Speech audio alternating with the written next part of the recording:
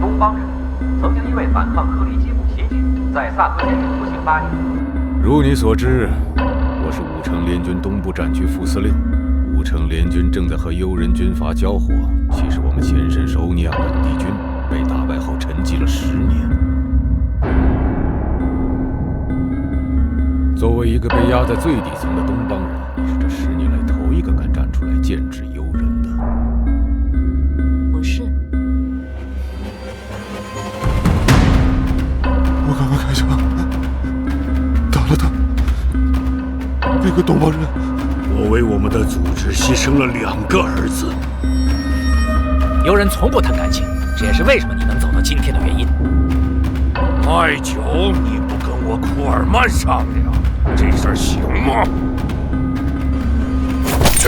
不要以为你打翻几个幽老就搞不清楚自己是谁。你头上的奖金封顶里就1000万。是要打还是？